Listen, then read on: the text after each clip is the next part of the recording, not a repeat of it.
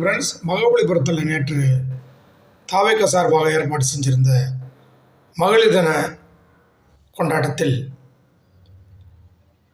ஒரு சகோதரி பேசுகிறாங்க. ஒவ்வொரு வீட்டிலையும் அந்த பெண்கள் எந்த அளவுக்கு கடுமையாக உழைச்சி அந்த இதோட முன்னேற்றத்துக்கும் நாட்டு முன்னேற்றத்துக்கும் அவங்க உறுதுணையாக இருக்கிறாங்க. அப்படிப்பட்ட பெண்களை முதல்ல மதிக்க கற்றுக்கணும். மேடையில் ஏறி பெண்களுக்கு எதிராக எதையும் பேசக்கூடாது. அப்படி பேசுகிற ஆண்களை நாம் அவங்களுக்கு எதிராக செயல்படணும்னு சொல்கிறாங்க.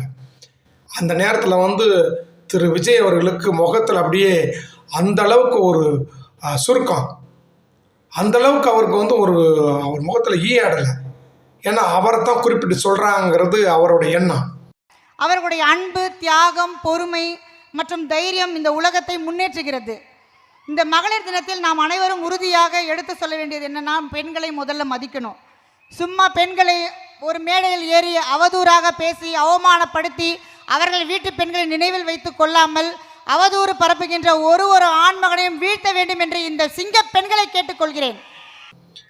எனக்கு 20 வருஷத்துக்கு மேலே வாழ்ந்த அவருடைய மனைவி, அந்த சகோதரியை வீட்டுக்குள்ளேயே இப்போது வழக்கு என்னென்னா 2வது வழக்கு பெட்டிஷன் தாக்கல் பண்ணியிருக்காங்க செங்கல்பட்டு நீதிமன்றத்தில். நான் இங்கிலாந்து குடியுரிமை உள்ளவங்க, எனக்கு சென்னையில் வசிக்கிறதுக்கு இடம் கிடையாது. எனக்கு விவகாரத்து முழுமையாக கிடைக்கிறது வர நான் நீலாங்கரை வீட்டில் வசிக்கிறதுக்கு எனக்கு நீங்கள் அனுமதி வாங்கி கொடுங்கன்னு சொல்லி. ஏன்னா இவங்க அந்த சௌகரியை விஜய் தரப்பிலிருந்து மிரட்டுறதாக அவங்க கம்ப்ளைண்ட் பண்ணியிருக்கிறாங்க. இது எந்த அளவுக்கு ஒரு வன்முறையான செயல் பாருங்கள்.